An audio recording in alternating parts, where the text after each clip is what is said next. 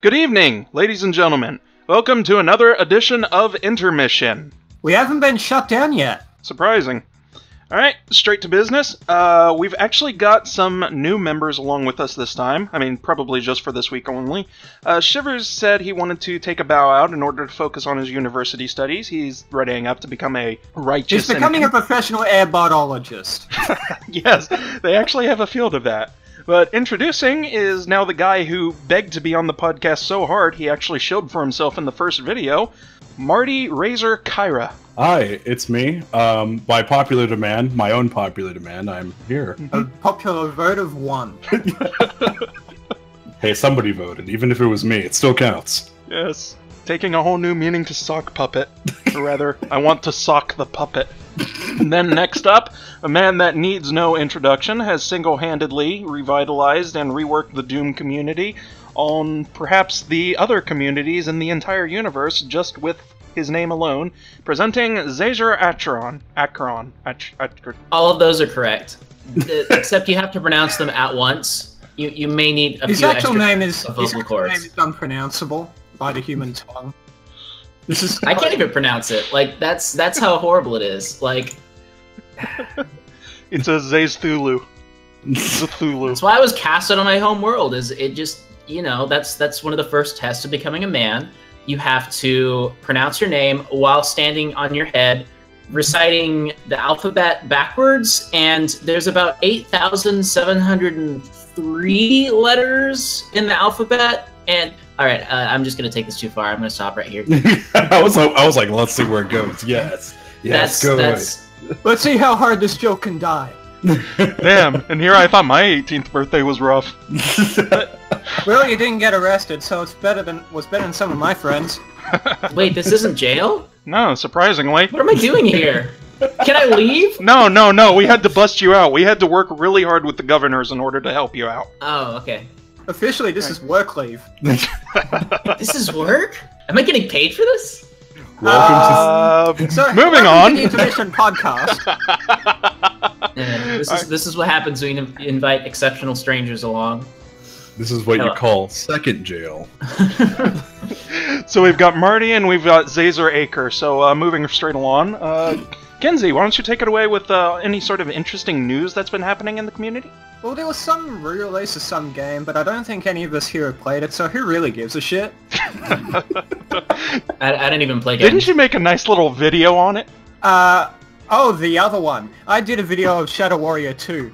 I got the worst first impression of that when I started playing it. Because I got stuck on a ledge, well, in a ledge. Then I restarted the level and I got stuck in the ledge before that ledge, straight away. It's a feature. Yeah, it's actually a bug. The hint box says to hold space to go up ledges, but it really means hold space to go in ledges. Yes. And on the community side of things, a lot of projects that got delayed for a long time got released, which means that there's going to be a lot of competition for the Mordeth reward this year. So first up, Termus, after a bit of bitching and protesting from myself and probably some others, you finally kicked out Dump 3. Yes. Woo! After a whole 3.5 months, which is, honestly, compared to most community projects, really kind of, shall we say, drops in the bucket. It's okay. I delayed realism for like 2 years. Yeah, and then there's TNT 2 Devolution, and I think that's going on its 7th year. Oh, jeez. I actually, that's a good question. Like, it's far back enough that, yeah, I would have to do some serious forum searching to figure it out. Now, the real question is, have I been on the project longer than I haven't? And sadly, the answer is about to be yes. So... But enough about hacks. Ah. I'm sorry, that was mean, Low blow, dude. Yeah, that was real mean. I only have so many sets of balls. Like, give me some slack. Wait, hold on. You have more than one set. Tonight on Intermission After Dark.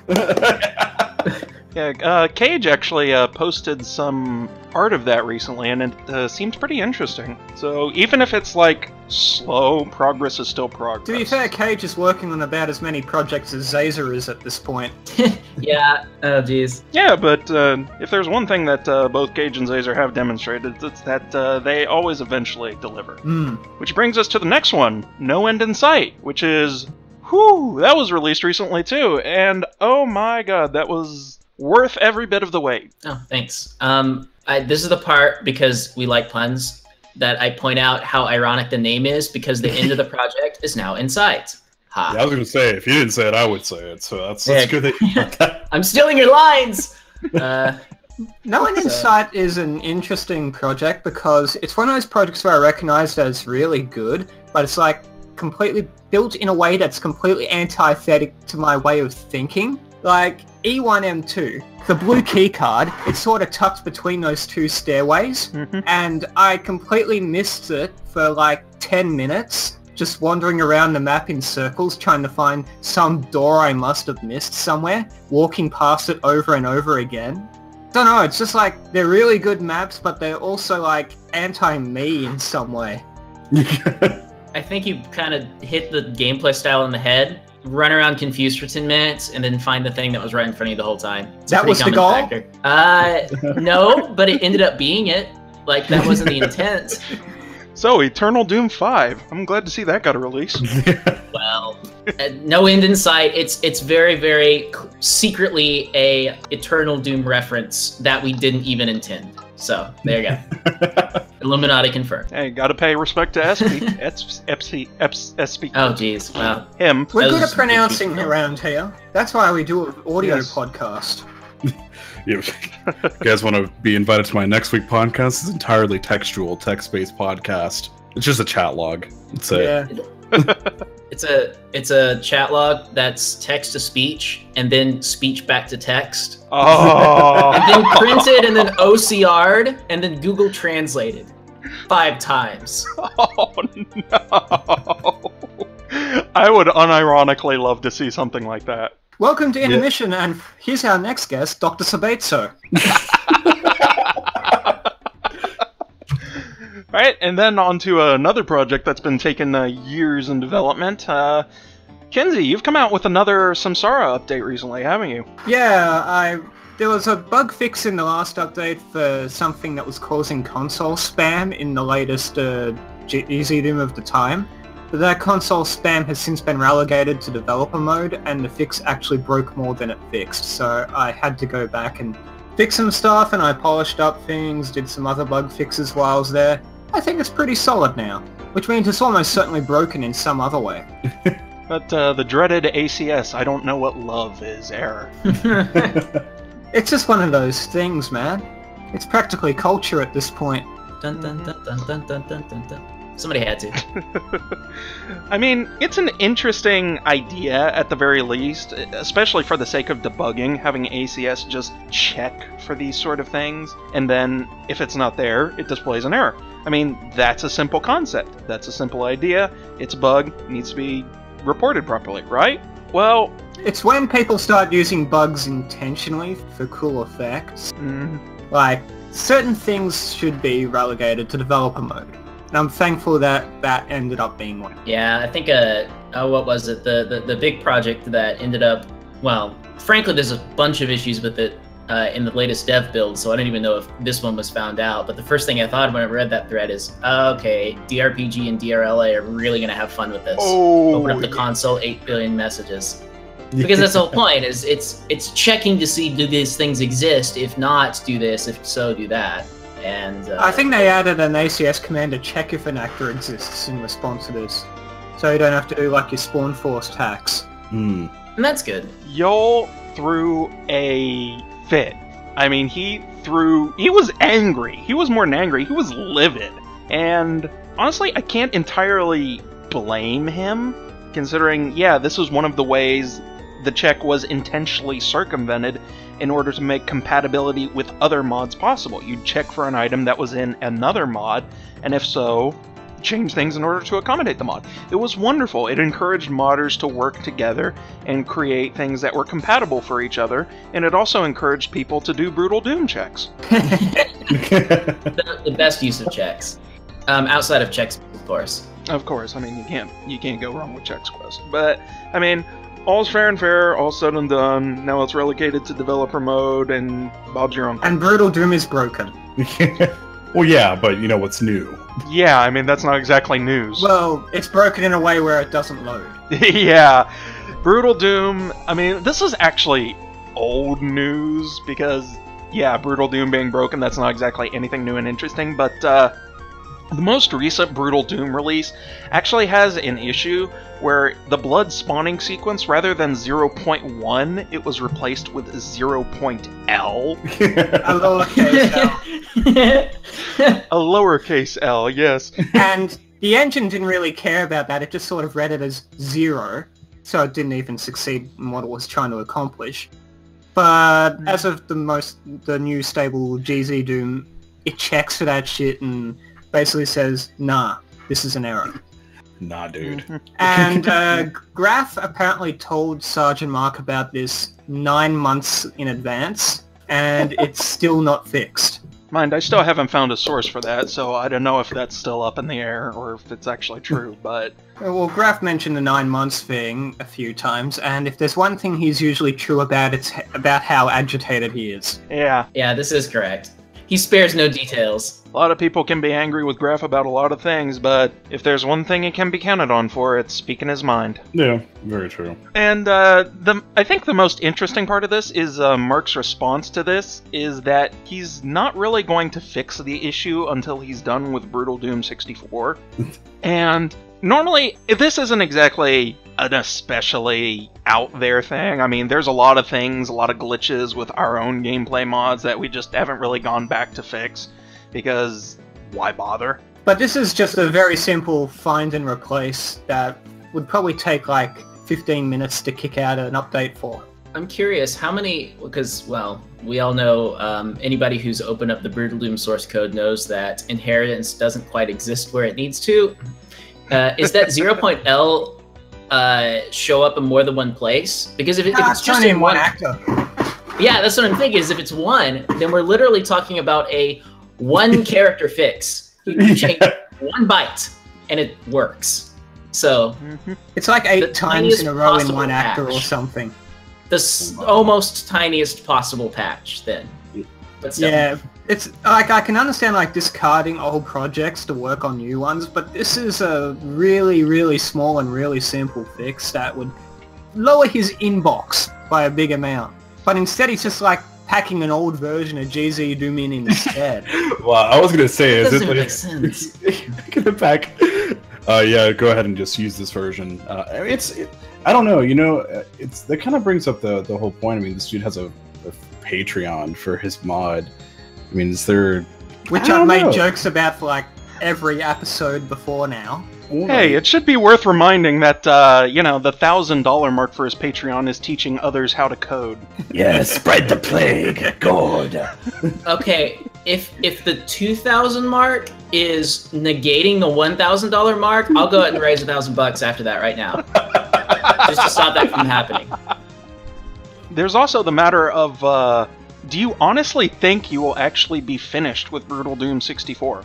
Is that a thing people really want to see? I don't know. The thing that worries me about Brutal Doom 64, besides the obvious, is that he's making design decisions on top of the design decisions in the game. Like, he's adding in revenants, and they're like sprite edits of the final boss from Blood. No. What? Oh, no. Cancel it. Cancel it all. And it's a real pity because, like, a straight out-and-out port of Doom 64 to ZDoom would be really cool to give us, like, a new semi-official map set for gameplay mods to play around in. Like, if they, like, turned the 3D floors into real ones, and it just feels like a bit of a missed opportunity. Yeah, I mean, for all the shit that we give Mark, and I'm sure a lot of people are going to overreact over this occasional jabbing that we give him, that we give more than other people in our fair amounts. The thing is, Brutal Doom 64 by itself, you take Doom 64, you put it to a ZDoom based engine, that's pretty cool. I mean, Doom 64 is something a lot of people have been clamoring for. A lot of people want to play Doom 64 on a Z-based engine. And I mean, there's Kaiser's work on the Doom 64 engine, and that is really, really cool. But the ZDoom engine, in terms of features, is way ahead. And you could use Kaiser's engine for playing the vanilla game, and then after that, mods? Maps? Yeah. People have been doing some Doom 64 EX maps recently. Really? Yeah, a couple of people have been posting like work in progress and that. Some of them look pretty cool, some of them are like Doom 3 levels of dark. Yeah, that's something I kind of wish had taken off a little bit more, although I'm guilty too of starting a thing and not finishing it, so hey, look at me contributing. The Doom 64 engine has like this unique feature of like setting different colors on different line edges to like blend colors together on textures, so, and that's something that you can do a lot of cool stuff with. Oh yeah. If you're willing to like build for an engine designed for the Nintendo 64. Yeah, the tricky part for me when it comes to editing is the lighting is just so complex that if you just use regular sector-based lighting like you're used to in a Doom 64 map, it doesn't look right. You really do have to sit there and spend the time coloring things and doing stuff, because Doom 64's textures are intentionally very plain in coloring, so it takes a lot to light a map. That's kind of where I started to fumble, is when I started going through some of the earlier parts in my mysterious work in progress and tried to make them look good, because oh crap, the lighting takes forever. Now, since we're on this topic, and mapping is cool, I guess, one of the coolest things that the Doom 64 engine does is, you start the game, and in map 1 staging area, you have like these little floating circles beneath the skylight, and it's really cool because it's like, oh crap, there's this 3D effect right in front of me. What that is in, so we all know that in the Doom engine, if you have 2 adjacent sectors with sky on the ceiling, and you lower one of them, you know, it just renders it as one sky. So you can use that to kind of fake 3D in the sky, do that. So it's just a sky trick. It's the sky trick on steroids. What it is in Doom 64, it renders the geometry behind the sky trick. It doesn't do that in Doom. You know how you can position yourself and get it to where the sky cutoff kind of cuts some lines in the background. In Doom 64, the sky stuff just renders behind it. In fact, the sky trick hack is just telling the engine to render nothing. Like the sky is just the default background. Instead of HOM, it's sky. So interesting. It just bypasses the rendering for that part, and it goes through, and you can do some really cool ass 3D effects in outdoor areas, of course. You can't really do that indoors. Just by sky hacking your way to victory. It's so fun to work with, and I have to stop myself from going back and opening the editor now because I have so many projects. I can put that one on pause. Because now that I'm thinking about it, I'm like, oh, this sounds fun to mess with again. We're all looking forward to Doom the way Midway did. That would be really, really cool. The way Mid did? There was there was some vague talk like several years ago in Doom Twit about doing some Doom 64 maps in original id style. With the lighting, of course, but that was the idea, is kind of do kind of a Twitty thing, as if id had made Doom 64. Oh, that would be interesting. That never took off, but it was an idea. Also, extremely vague hint, there will be potentially a Doom 64 map release from a notable mapper very soon in the future. It's not me.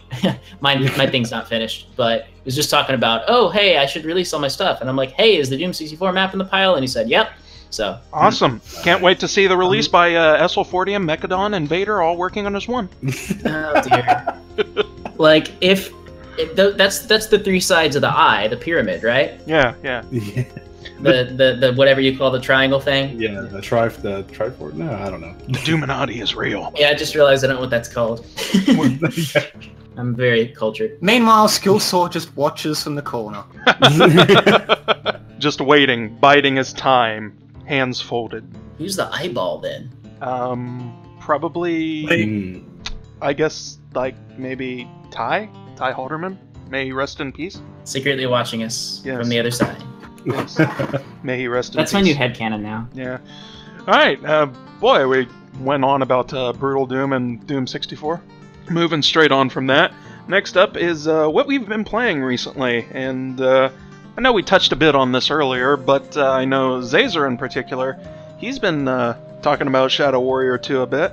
Yep, that's short version is I got home yesterday from work and was surprised to see Steam inbox from a friend, Bouncy, was like, hey, here's Shadow Warrior 2, and I'm like, what? So I am a silly person who is really good at losing track of time and news and all that kind of stuff, because I was totally looking forward to the release, and it's October 13th, and I hadn't thought at all about it in the last month. And I get home and it's like, oh shit, it's release day, and somebody bought it for me, and so I'm playing through it, and I'm like, oh, this is really good. I have not gotten stuck inside any cliffs. I guess I'm not trying hard enough yet. But I'll make an effort when I continue the game to launch myself into some geometry, because I feel like I'm just not getting the full experience. Well, I mean, it's the true build experience, so. I haven't been killed by any doors yet. Yet. Yet, yeah. Gotta leave it open. Yeah, so yeah, I've been enjoying it. I've only played like 3 hours worth of the game, maybe. But it's a lot of fun. I was a big fan of the. It's confusing saying the first Shadow Warrior, the first Flying Wild Hog remake Shadow Warrior. Good gosh, The 2013 one. yeah, it's that one. It was really fun. But its biggest flaw is that the gunplay was just awkward. Like, the sword is fucking amazing to use. But I hope swearing is appropriate here. Absolutely. Ass clown. I'm gonna stop. But yeah, there was something about the game's weapons that they felt too weak, and they were kind of hard to hit enemies with, and it was kind of weird. Like, it has this unusual learning curve for an FPS. Yeah, and the levels are like twice as long as they should have been.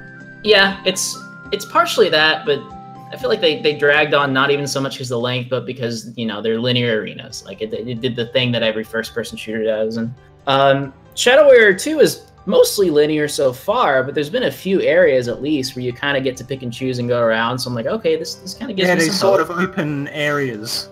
Yeah, I haven't quite seen like a Doom 4 Foundry just yet in terms of overall go wherever. But I'm still early in the game, and One of the first story missions sort of was like where you're trying to find the crystals and the animal skin and that. Yeah. Very open. I was doing a lot of like dash jumping around that at great speeds. Yeah, so that did impress me. The first Shadow Hills level gave me a pretty good feeling. So yeah, so I think that's great, because that's something I've waxed on about, like in posts and other random places a whole lot, is one thing that's just kind of been absent from FPS, aside from like the RPG-ish things like Deus Ex, is nobody builds non-linearity into their levels anymore. And there's nothing wrong with being linear, it just sucks when that's the only thing that exists. That's kind of why I don't really care too much for the realistic military-ish shooters, is because, well, they're kind of almost the only thing that exists gameplay style-wise. And it's great because 2016 has been challenging that. I'm a big fan of the new Doom, and then you got Shadow Warrior 2, and got to play a little bit of sneak preview of some 2017 stuff, Strafe and Dusk, and it's really cool because this idea of a retro FPS that's actually starting to correctly hit the mark, as opposed to, like, well, on the topic of Flying Wild Hog, Hard Reset, which completely missed it in my mind. It's really cool to see people getting it right. One of the things about Shadow Warrior 2 that has pleased me so far, and you mentioned of Strafe reminded me of this, one of the big boogeymans that people were worried about in the lead up to Shadow Warrior 2's release was the procedurally generated levels. Since they mentioned that in like the promotional stuff and didn't really elaborate on that too much, so people are like, oh god. But it's handled really well. It's only used for like the side quests. Yeah, and it's like piecing together levels out of chunks, like with the original XCOM or with XCOM 2. Just like taking these templates and like gluing in new buildings and swapping the layout around. Just creating this interesting new environment for just these repeatable side quests. Well, as a person who's only gotten 3 hours in the game, one thing that's cool that I get to fire back is I didn't even notice. I haven't noticed that. Yeah, I know. It works really well. Yeah, that's a good sign then. Yeah, I've gotten kind of burned out on procedural generation just because it's been done so many times. And so many people use it as a crutch for good level design. It works great for stuff that, like your Minecrafts and your Terrarias and games in that style. Well, yeah, it fits perfectly, but you're right. Whenever it's used, like Ziggurat, cool looking game, I've just never been tempted to pick it up because I know that it just kind of doesn't, that style level design doesn't really appeal to me. It's, you know, generated. It's just going to be just rooms and rooms. stuff. And then you have stuff like Devil Daggers, which has no level design, literally. It's blank, which is kind of cool for what it is, but still, it's kind of like, oh gosh, where's the focus on the... Yeah, Devil Daggers is more of a Robotron sort of thing than a proper retro FPS sort of thing, which is cool in some ways because it's nice to have a different take on the whole dual stick shooter sort of thing. But on the other hand, it's also a crying shame because the aesthetics on it! Just having... It's the sort of thing that feels like it needs more of a world built around it to run and jump and rocket jump around, and yeah, that's what I'm hoping to get out of Dusk. So I don't know if we want to shift our conversation that way, but that's the thing that's on my horizon. Oh, we have already said a lot about Dusk, and oh yeah, I at least, well, Kinsie too, I suppose. Don't know about Marty, but we are really, really looking forward to Dusk. I am excited. Just for the sake of like throwing my 2 cents into the fairly large pile, I guess, is... Well, you've played it. Sure did. There we go. And it spoiled my thing I was going to say. Yeah, I got a little bit of chance to play it at QuakeCon, and no, it is fun as hell. Like, it's funny because the thing that a lot of people do point out is it's pretty ugly. I mean, it does look like the uglier end of 90s shooters. I think like it does it mod. Kind of a... It does. Somebody brought up Track, I think, and I'm like, okay, that's very on point. Yeah. But it does it charmingly. Like I've talked to the developer, David. He's got his head is firmly screwed on his shoulders. He's played like the old classics. He knows his stuff. He was calling out Blood and Shadow Warrior and all these cool games. And I'm like, this is cool. Like we had a really good conversation. And he was a genuine dude that didn't have any of the airheaded indie developerness. You know, that whole thing. Yeah. So it's so easy to claim, oh, we're doing all this awesome stuff. We're gonna make it old school, and then have somebody just talk about it, as opposed to, oh my gosh, this guy's actually doing it.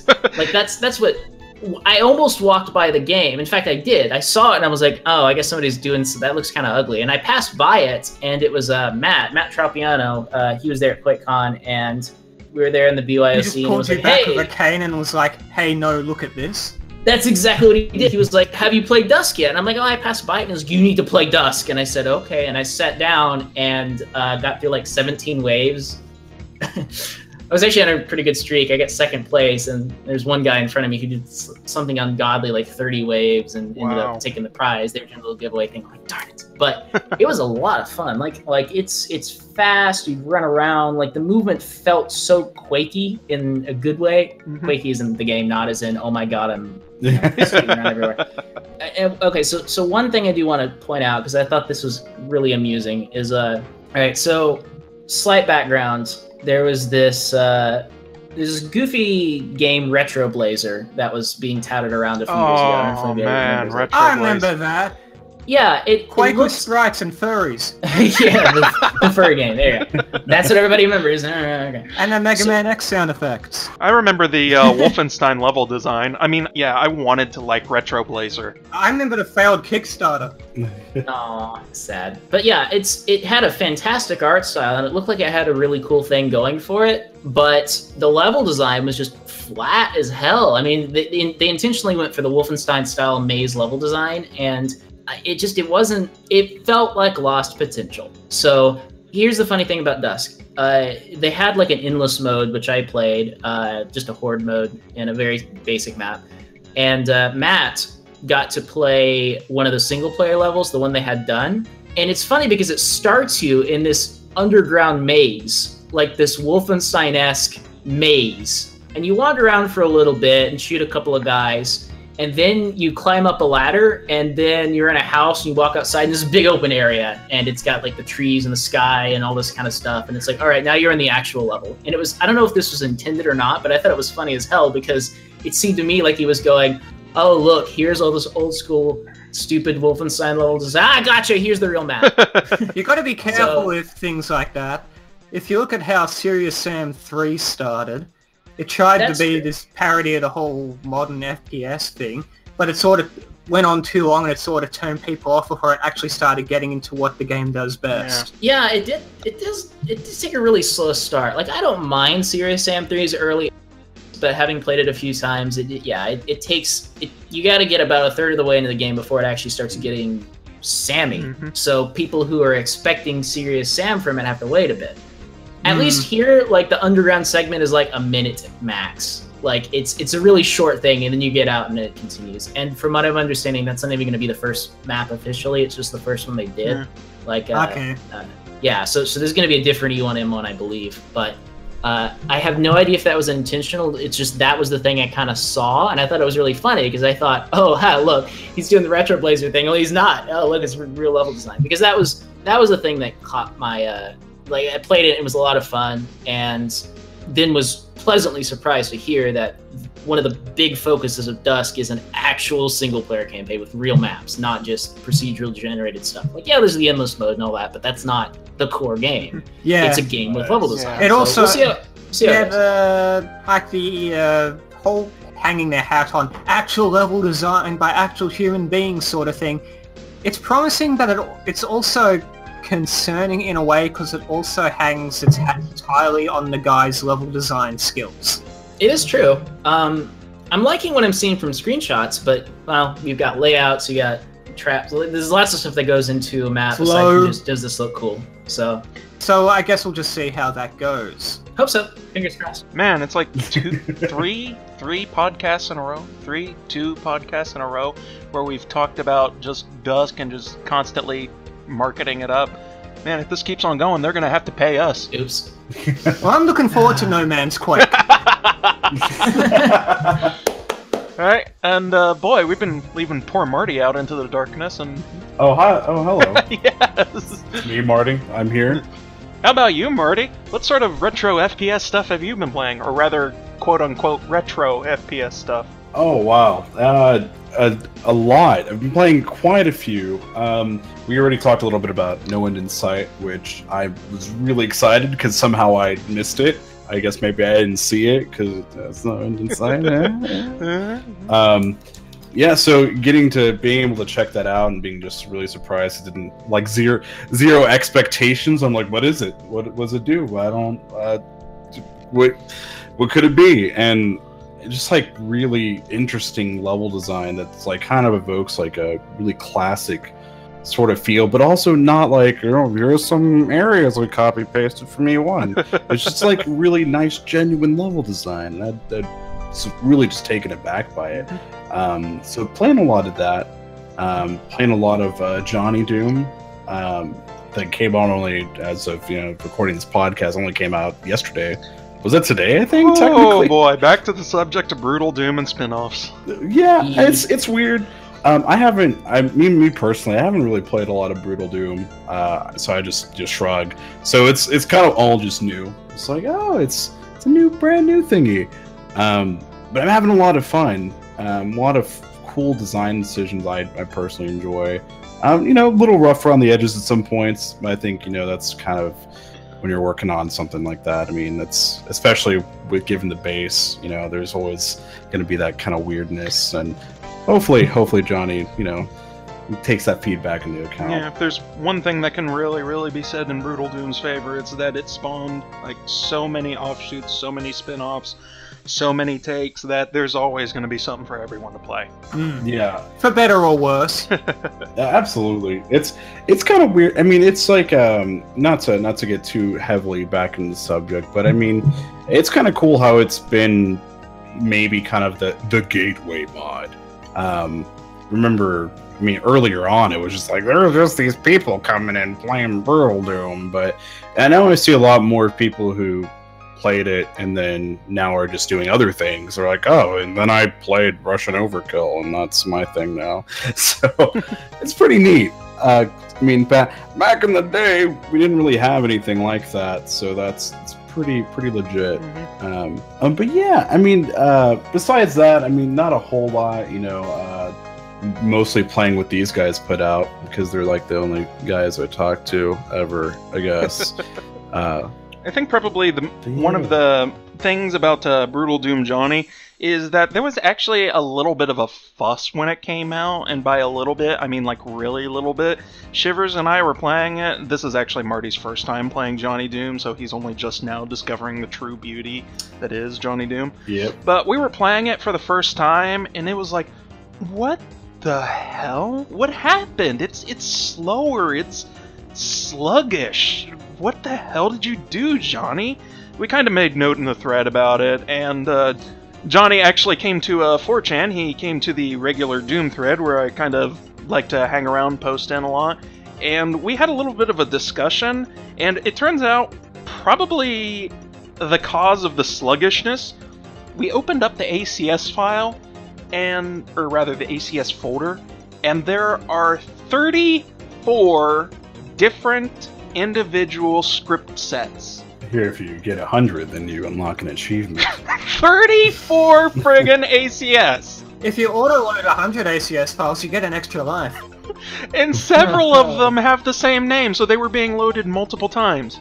It's like, well, no friggin' wonder it's sluggish. ZDoom is probably choking on itself. I think... I know all in individual WAD files in a PK3. Yeah, I mean, I don't, I haven't really followed, Johnny's stuff, I haven't really followed Johnny's stuff too much, you know, so I don't know if he's worked on anything besides this, but I mean, yeah, you know, seeing that, it looks like he's definitely learning as he goes. Oh, yeah. And when you're working with something, when you're working with the base that he's working with, I think you definitely get a really skewed version of how things are supposed to be. But I mean, that's, you know, the growing pains of being in kind of our position, I guess, when you're content creating for Doom, is it's those weird oddities, like load a bunch of ACS files, I guess, because that's the thing. Is that bad? I don't know. Hope somebody tells me. Yeah. And that is one, I like Johnny, he really is learning, and he's enthusiastic about it, and that's really, really good. But I think probably the best thing is that he's really open and receptive to criticism and feedback. And yeah, Johnny Doom is technically his first mod, so it's really cool just seeing... He's really going big for the start, and the fact that he's actually like receptive to feedback that's not positive is really something that a lot of modders... It's something that's becoming a bit of a dying art, sadly. Yeah. I think so. I mean, especially with... oh yes, my forte, finally. I mean, especially with how gameplay mods are nowadays anyways. You know, you kind of come out with, like, you got this cool gimmick, or, you know, this thing that your mod's centered around, for the most part, to really stand out from the crowd. And then, you know, you put that out there, and then, you know, if people are like, oh, why do I gotta do this? I don't understand why these enemies are dropping coins. Like, what's this all about? It's really easy, I think, for a lot of, you know, newer people to just be like, ah, well, it's my thing and I'm sticking by it. But it's one of those things where taking criticism non-personally is something that you sort of have to learn. And it's difficult at first. So a lot of people who start making mods, not necessarily for Doom, but mods in general, will make something and then someone will not like it, and they'll take that as an attack on themselves. And this is something that's really common in, like, the Bethesda modding scenes, like Elder Scrolls and Fallout. Oh, God. Where, like, not voting something 5 stars can actually get you banned from some major mod sites. Or the infamous Chronicle of Gate. Oh, God. How many people are going to get that reference? I didn't, so... I don't know what's going on, but my brain is... Hold on. Infinite recursion, give me a moment. We'll tell you later. Oh, the Chronicle of Gate is interesting. Yeah, I mean, I'm sure it's like, I mean, well, we're all kind of know there. I mean, a lot of the times when you're working on some of this stuff, I mean, a lot of it's kind of internalized. a little bit, as far as actually developing it, and you come up with something really cool, and you're tinkering around with it, and you finally show it off, and then you kind of get like, you're hoping like you just bust through the wall like the Kool-Aid man, but instead you kind of threw like a wet sponge at the wall. You're like, I don't really know if that's a cool thing. That's something that's really hard, I think, for a lot of people to get used to, is just like the feedback. And that's why I think Dump was a positive force, because it encouraged people to just get out there, throw something out there, learn from it. It's not going to be great, but you'll learn something from it and you'll be able to improve. Mm-hmm. And I think putting together that environment of, it's okay to fuck up, just sort of go with it, just sort of, it created a positive learning environment, I think. Yeah. That being said, Dump's probably going to have to be super different next time, because, Jesus Christ, man, 80 maps. 120 fucking submissions. 120. Hey, Joel from Vinesauce wants to speak with you. Yeah, he hasn't streamed anymore. I don't blame him. Yeah, Doesn't he have like health problems or something? He was out for a little bit. So. Ah, shit, really? That was dark of me, I'm sorry. I think the thing that I really like about Dump, and especially when we're talking, just looking at just the ZDoom forums, is that, unless you're kind of quote-unquote a name, or, you got something under your belt that people already like, getting feedback on things and getting people to play your stuff in the first place is really, really hard. And I think what I enjoy about Dump, that I haven't participated in at all, but have definitely watched other people do it, is that, you get to be a part of something and you get that feedback where people are bouncing back because they're also working on stuff. So it's really inviting, and I think that's what's really attractive about it. You guys have probably seen tons of hundreds of posts where people like, here's my map, and you get 3 replies and then it's off in the abyss forever. So yeah, it's really cool that Dump is giving at least people a chance to get that feedback, and then also be a part of something cool as well. I have sort of a question on that, because this is good timing. I was having this thought earlier in the day when I was browsing around in forum land. Yep. But so I do think Dump is really friggin' cool, and there's kind of a thought I have towards it, and I want to know, is this an actual thing, or is it just like a weird idea I have in my head? So Dump isn't the only project that is doing this kind of thing. So Nova's the other series that is aimed towards new mappers kind of coming in and stuff. It's a little bit more focused. It is kind of a specific, hey, join us if you're kind of new to mapping, we'll help you out kind of thing. So I think they do a really cool thing over there. But the other thing, like the most direct analog to what Dump is the Doomworld Mega Project, which is that one where the rule is anything is accepted. Asterisk except Terrywads. And that's an interesting one to compare it to, because the founding philosophies of the project are so different.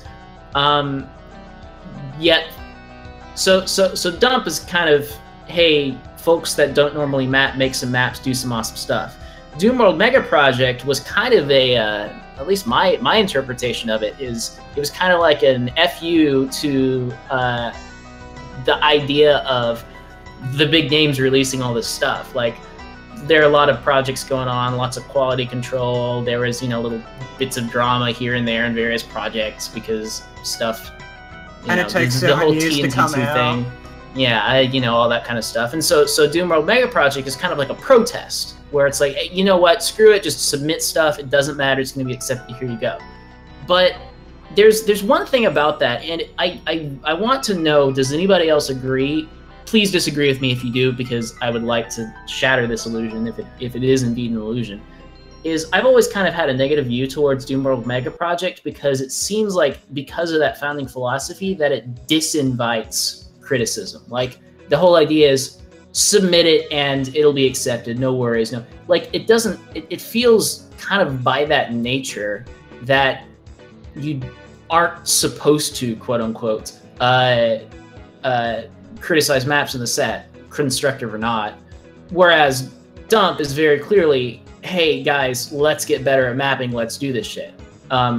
So I don't know, it's weird, because we have 2 projects where you kind of have the same idea of just make stuff, we're gonna put it in a project. And yet, at least from my own perspective, they have very, very different. Like one is kind of negative and one's kind of positive. Is that a thing? Does that idea ring in anybody else's head, or do you guys even know or care? Or I'm just curious if that's a me thing. I haven't looked at the Doom World Mega Project myself, but it sort of feels like it sort of feels like a big cost of just throw maps at us will tell you when to stop. It's sort of like assembling work without really looking at it beyond like, does it follow this one simple rule? And yeah. While Dump had like the vaguest level of quality control, but it had it, and it also had a lot of it invited a lot of discussion to try and get more, like fix bugs, improve issues, that sort of thing. It felt like it was more collaborative than what you were describing. Yeah, I mean, I'm with Kinsie in that I don't. I'm. This is the first time I'm hearing about this elusive mega project, but I think that sort of format is kind of dangerous, especially for people who are just starting mapping, because especially when you're starting, the thing that you need and hopefully want most is feedback. So if it's like, yeah, great first map, and you're like, all right, here it is, put it in the pile,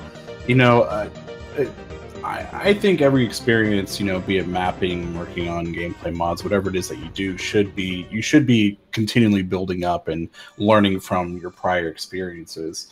And with Dump, I think that's what I saw a lot of in the thread, where even, just people going back and forth between each other, like, yeah, this is kind of fucked up. Like, you mean this map is weird? Did you try it? Like, so even having that just like really small semblance of quality control, I think helps. And I think other people, with how Dump is set up anyway, other people take a look at that, and they want to be proud of that project that they're in, so they're going to push other people to be, do the best that they do, and so nobody wants to just play like, oh great, it's 94 wads, like 94 maps, great, this is fun. So being a part of something like that, I think, is really important to even the mappers in it, and that's what I feel about them. I don't know about the other project. I will admit I'm not terribly familiar with the Doom World Mega Project. I think I participated in 2013. Me and Ejon both started working on map stuff. I started what eventually became the Shores of Heck for Dome 2, and Ejon made a map called Futility, which was very interesting, a ZDoom-based survival map where the more you kill enemies, the more enemies spawn in to kill you, which is a very interesting take. But one thing that stuck out to me after I signed up was a discussion of the origin of the Doom World Mega Project, and one thing that rings to me to this day is how Doom World Mega Project 2012, of course the legendary year, it started with, I could have picked random wads from id Games and then combined them in a mega wad, and it would be exactly the same thing as this project. And that was the start of Doom World Mega Project in order to prove that point. And, I mean, I really don't want to speak ill of a project that I really know nothing about, but when the goal of your community pack is specifically to spite another community pack, then that kind of sets an ill mindset from the get-go. Dump is kind of contrarian in that it's a community pack primarily focused on ZDoom rather than Boom, because, I mean, Boom community map packs, those are pretty much the standard nowadays. I mean, everyone does a Boom community map pack, and a lot of them are even good. Every once in a while, and here you've got people manage to not fuck up. Yeah, most recent example being like, well, not the most recent example. Actually, technically, Ancient Aliens can count as a community map pack, considering how many guest mappers were involved. I think that'd be fair. I would call it that. It's sort of private community because it's kind of an invite thing, but it started with Skill Sauce screwing around and then inviting a bunch of people. It was kind of like IRC community, so, which is funny because if you want to call that the Doominati or the oligarchy or whatever, sure, I guess. But the Doom World Order. Well, basically, the Doom community is splitting apart into a pile of small oligarchies ruled over by warlords. It's becoming Russia. I mean, obviously, like, comparing Dump to something like Ancient Aliens, that's, I mean, kind of like comparing a Twix snack bar to maybe a gourmet feast, but the point is, those projects were made specifically because of the love of the art. Dump was made because I really, really like mapping. I want to get better at mapping. Everybody, we're gonna mess up, we're gonna make mistakes, let's make it anyway. And the Doom World Mega Project, on the other hand, it's specifically made to spite another project, and it's just a big old jumble of piling everything in. And I think that simple mindset makes all the difference. You got one project, the goal is to get better. And you got another project, the goal is to shit on another project. Yeah, so again, that's the shitting on the other project part is my own viewpoint. I hope it's wrong, because, you know, it would suck.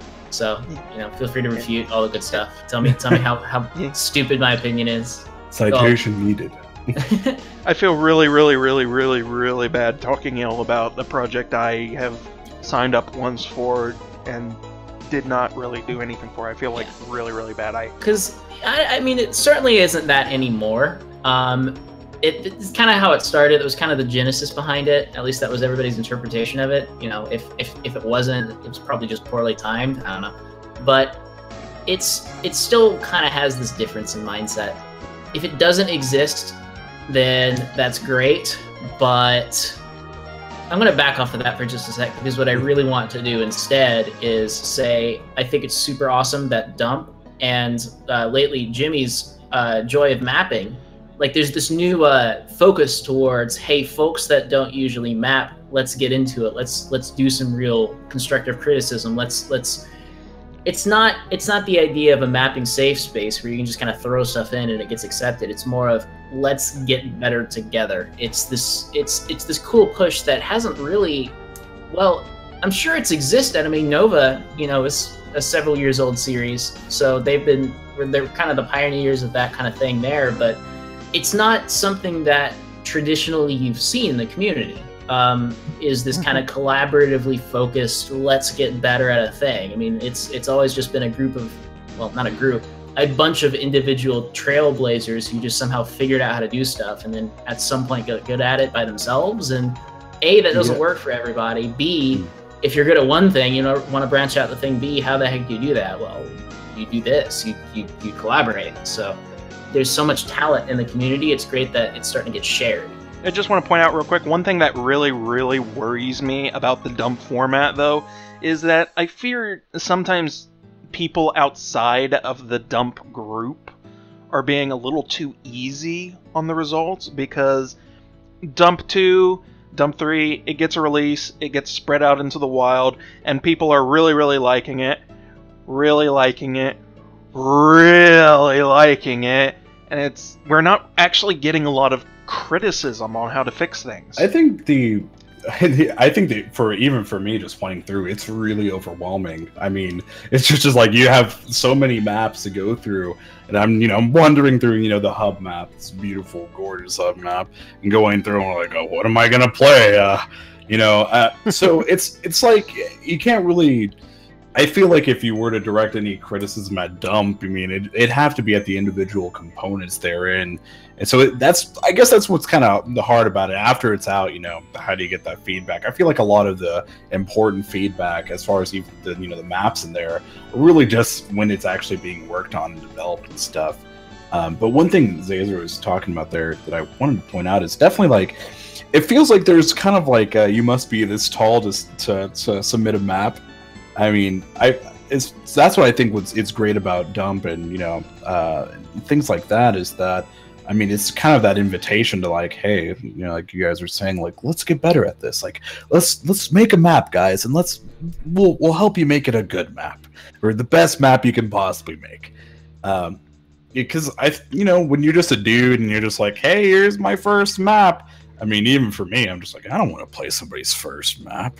It's just to be your first release map and secretly your 15th map that you've worked on.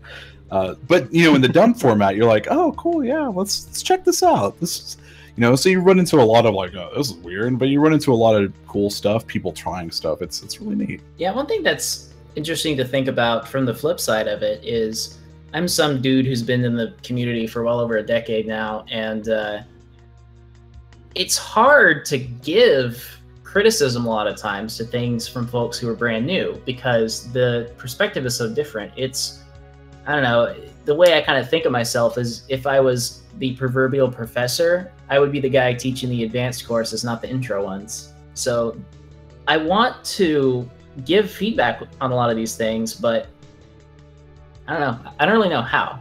This is kind of my little confession booth of the moment is it's difficult to do that a lot of times. So I feel like there's certain folks in the community who are really good at it. I mean, Jimmy's kind of started taking that up with joy mapping and doing some things. I don't know if singling him out is fair or not. Like, hey, look, here's some attention, mister. But I don't know. I'm one of those goofballs who it's hard. I guess I'm too picky. I'm a jerk about things. So this is why I'm glad you specifically here, Xaser, are here, because we've been in this for a long time, you and I. Yeah, especially kind of connecting it back to Dump. I mean, this time around we had weapons, which is like, whoa.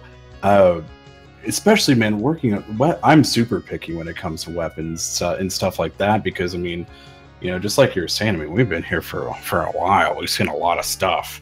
Say it one more time. Say it for old time's sake. Kept you waiting, huh? But it's like so. It's so cool to have that element where, because I mean, for me, like my whole passion, how I got into this thing was making graphics for Wild Weasel weapon mods and being a part of that, and seeing things gradually build up. So I have this like standard. I'm like, well, I've seen this. So going back and like trying to, that initial like, hey, I think you need to tweak this or whatever. It's definitely really hard, especially for people who are just starting out. I struggle with that. I wish I could get more feedback. I mean, it's definitely something. But yeah, dump weapons though. What a concept. What a fun. What a weird journey that's been. What a thing that's never going to return ever again. It should. I think. I don't know. I enjoyed it. There's a lot of weird stuff. You're just like, I wonder what they were trying to do. But I think there needs to be more of that. Like, Xaser, I mean, I'm sure Xaser can tell you. I mean, back in the day, I felt like we were kind of just throwing bricks at the wall and hoping something sticked. Just let's try reloading. Can you make reloading guns in Doom? We're gonna attempt. Just jump plus 63. You're like, oh god. And then Xaser came out with Zen Dynamics and changed the entire scene forever. I'm the guilty party.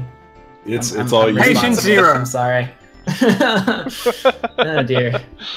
So Zen's amusing because just if anybody for some reason, if you have a lot of studying to do and you want to not sleep at all tonight, open up Zen Dynamics and go to the code for the Egosmasher shotgun. Oh my god! For the next several weeks. You couldn't jump to state labels. It had to be plus 63 or plus whatever. Oh man. But it was so okay. It was so cool seeing all that stuff develop. I'm gonna butt in here. I mean, I don't care who I'm interrupting. I'm gonna butt in here. Xaser, love you to death. My biggest inspiration for getting into the scene. So happy to talk to you right now. Fuck the Egosmasher. Fuck it hard. I tried to mess with that thing when I was first getting started modding, and why would you do that? No, why not? Why not? I really like this motor vehicle thing. Oh, the Pinto looks.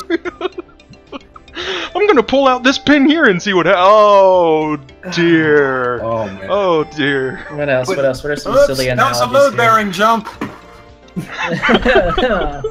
No, but I mean, I feel like you probably have like the best perspective, but it wasn't, especially like in the weapon mod done. I mean, we were looking at stuff like every new mod was something different, something different. We were Lord ZDoom weapon mod Dawn. There was the whole Edge thing before that. Yeah, Edge. Edge could probably talk a bit more about that if he wasn't like dead in a ditch at the moment. Yeah, hate it like, when that happens. as much as, you know, the patient zero comment is fun, if there's anybody who's real patient zero when it comes to Doom weapon modding, it's Corey Whittle. Like, friggin' immoral conduct is the genesis of everything. Like, I would be hard pressed to make. I doubt, of all of us original weapon modders back in the day, I severely doubt any of the influential ones can claim that they weren't inspired by immoral conduct. Because, like, myself, Weasel, Marty a little bit later, like, everything stemmed from that.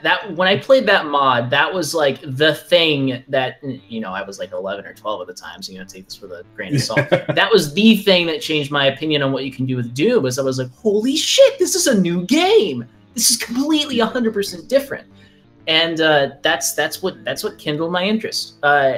So if that mod didn't exist, you know, we may be looking at a completely different scape. Or maybe somebody else would have done, you know, the same thing, and that would be patient zero. But, you know, we can pretend for a second that maybe there's some alternate universe where weapon mods are not a big thing because of moral combat. An alternate universe where everything was inspired by Twilight Warrior instead. Oh, no! That one. Oh. Man, I remember, so Twilight Warrior was funny because it was mentioned offhand in some, like, text files of mods. And it wasn't until like several years after I'd started modding that I finally was like, oh, I need to check out the Twilight Warrior thing. And I picked it up and I'm like, what the shit? What the hell is this garbage? Yeah. It was a really primitive attempt at doing something that's really popular today. Like with the Navy SEALs mod for Quake. It was just so rough. Counter-Strike. Yeah, which you know, yeah, once Counter-Strike hit, hey, there's another patient zero right there.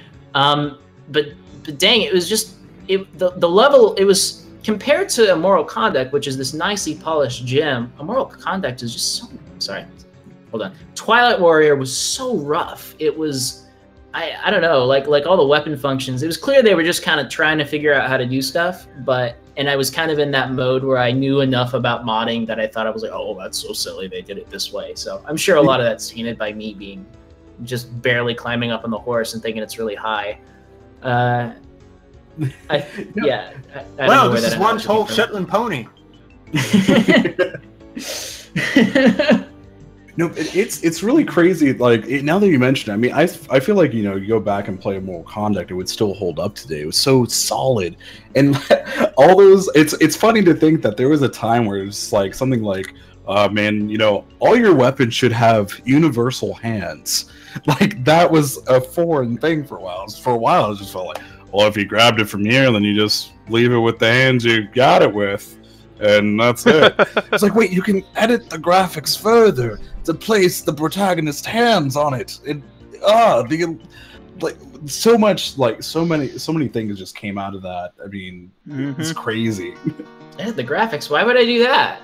There's already. It looks like a gun. We're good. It's a different gun than I used in my last shovel mod. Duke Nukem 3D. Yeah.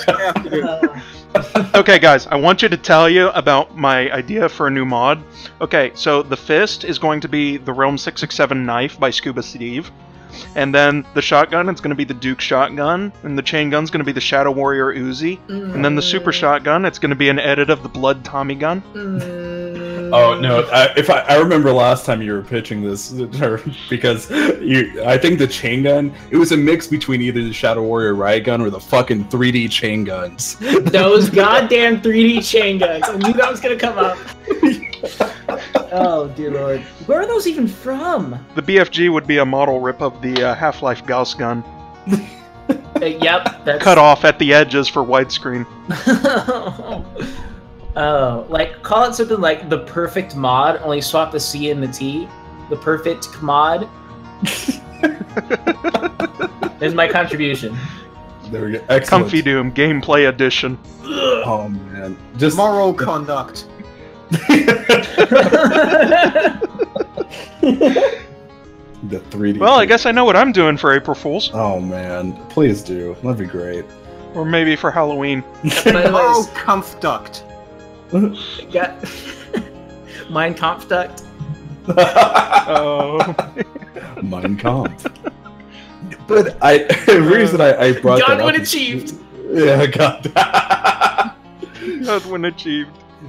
Well, I just think it's really cool because, you know, a lot of us, you know, got our start from looking at other people's stuff, and then you have to figure stuff out. Like Term was saying, it's like, all right, I don't, so, like, to have a project, which I guess kind of like the weapon resource WAD back in the day was kind of like that, but not really. Yeah.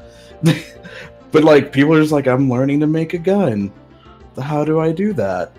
So maybe like its own separate project that's not part of like Dump the Fourth or, you know, whatever, like something else, you know, maybe give Term a break so he can actually get a full night's worth of sleep, like somebody else spearheads it. But I think that would be really cool to do something like that again, because I feel like a lot of that stuff is mysterious, you know. I come from a time when there weren't tutorials. It was just opening stuff up and looking, being like, okay. I had that feeling recently. Someone reported a bug in Samsara with the Duke weapons, and I'm like, okay, I'll have a look. And I open up the file, and holy fucking hell. I am so sorry, Kinsie. The Duke weapons in Samsara, for those who aren't familiar, they have firing and the alternate fire Mighty Boot working separately, so you can fire and kick at the same time. And it was programmed for ZDoom 212. So a very old version of ZDoom. And it's original synthfire. Oh god. And this is also my fault, isn't it? And the person who programmed it was apparently, I'm not going to name any names, but I've heard rumors that they were dabbling in substances. And the end result is code that is utterly unmaintainable. And Xaser, I have something to comfort you. It is not, in fact, original Synthfire. It is actually worse. What it is a separate state for every single individual frame of every single animation. I think you can see where this is going. Damn it! I wish it was my fault. I would rather take the blame than hear this is a thing. Yeah. Oh my god. I would rather fall on this sword than stare this other thing in the eye. Like, this is Cthulhu levels of. I'm really sorry. In all fairness, though, you did zing me out, so this is my contribution back to the zing pile. Beauty. I accept it happily. Boy, we got like real off topic off the subject of Marty playing Johnny Doom, though. Wow. Damn. Yeah, so all right. But I think it was for the better than just me going. So I've been playing. You guys play some Doom? It's great. Hey guys. All right. Making a very, very shaky attempt to steer things back on this railroad, we then jump to our next usual round table of discussion, the stuff we are currently working on. And I'm afraid I'm going to have to take my leave of silence on that, because I just released what I was working on, and we've discussed that well and all to death. So, how about you, Marty? What are you working on? Hey guys, I'm Marty Cairo. You might know me from the internet. I'm working on the Space Pirate mod that's apparently been in development since 2013. Which this is not an advertisement spiel. Yeah, you can talk about the stuff you've been doing. You can play it on your favorite play. Yeah, so I've been working on shooting people with guns in game, and trying to make that fun, as well as punching people with fists and sometimes guns. Yeah, that's my Doom stuff. I'm also working on a new version of me and Wild Weasel's project, Agent DS. Sweet. Yeah, so you know about that. I'm amped. Yes, DS was the shit. Yeah, it's the one that nearly killed me. It's great. But yeah, I'm doing that kind of on the side. Some nice cleanup stuff. But yeah, that's about it. I'm also procrastinating on all the things I just mentioned constantly. I could be working on this stuff. Or I could be talking with other people about opinions I have on Doom things. Who would do that? What about you, Kinsie? So I just pushed out the latest version of Samsara, which fixes a whole bunch of bugs so that people will not play it on Xanjonum because Complex Doom is out. No. But now that I've done that, I'm sort of looking towards getting back into MetaDoom. I've been taking a break from it for a little while and sort of planning out what I'm going to do next. Because the next monster that I really want to focus on is the Cyberdemon. And I have some ideas on what to do to sort of mix him up from the original Doom Cyberdemon AI. Just sort of blending in some new abilities from the Doom 4 Cyberdemon. But... Well, the obvious answer for that is to make him like the Doom 3 Cyberdemon. only vulnerable to the Soul Cube. Can you be only vulnerable to the Holy Water Pistol? Just to really piss off those people who really did not like that weapon. It's not Scale good enough. 10.0. So I'm sort of planning out like what sprites do I have to edit for this, etc, etc. And I've also got the sounds done for the Unmaker. Nice. Ooh. Which should be interesting. Sort of planning out how that's going to be done. Haven't done any sprites yet, but that'll come to pass. What about you, Xaser? What have you been working on? Oh dear. Let me like pare down the question. What haven't you been working on? That is a very better question. All right, let's see. What do I have lined up that I have? All right, so No End in Sight at least isn't beta phase. Now there's some known bugs and fixes that I gotta get around to, don't we all? But at the very least, there's something public for that. Unwinding the stack from things I was working on before No End in Sight cropped up. We've got Adventures of Square, my map for the Vinesauce project, which I'm still technically working on, post-processing. And then I have Argent, and then I have Airy Guns, Necrodoom, and Psychic still technically unreleased. And then I have TNT 2, and then I have... What else is on this list? Opens 5 gigabyte text file. Doom 2 the way it did, lost episodes, that's a thing. Back to Saturn X episode 3, Dead City, which I have not even announced, a Doom 64 map, a map from an old project that accidentally got resurrected today that I have the editor right now. That's the thing I'm working on that I'm not supposed to be working on. And scrolling up, a whole bunch of vaporware. All right, great. A whole bunch of vaporwave. Cool. Looking forward to it. Cool. Yeah. I'm just gonna take all of my old maps and pitch them down a few steps.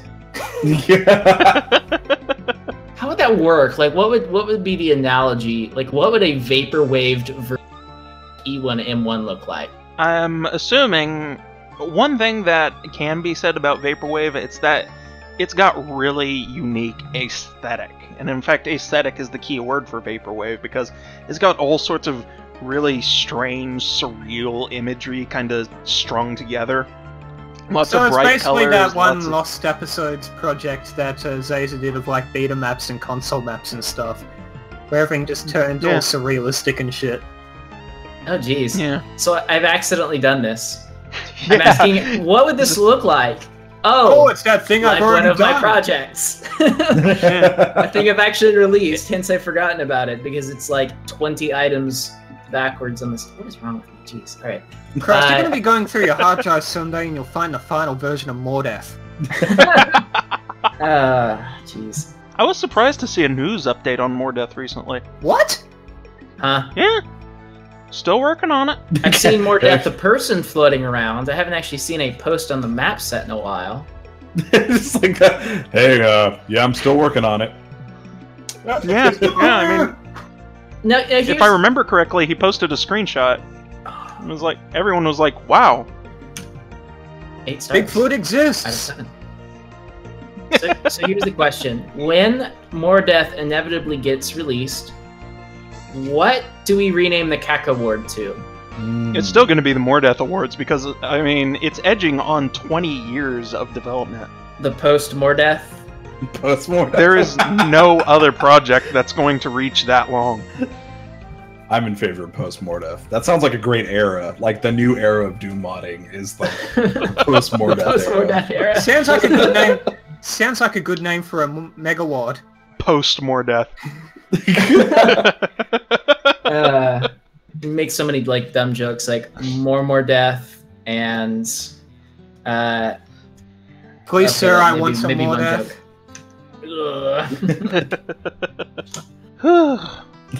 And with that, I think we have more than talked about all we have wanted to, and we probably talked about quite a few other stuff as well. Thank you all very much for coming along, and I would like to thank wonderful Marty and Xaser for coming along. Thank you, guys. Yay. Glad to be of service. I'm glad to finally have fulfilled that request. You know, I know you guy, you know who you are, been asking for it, so glad to be here. Will they make a return next time, or will we have to fill in another rotating guest role? I don't know. We'll have to see. But in the meantime, again, thank you all very much for listening. Take care, and see y'all next time. It's been real. Boop.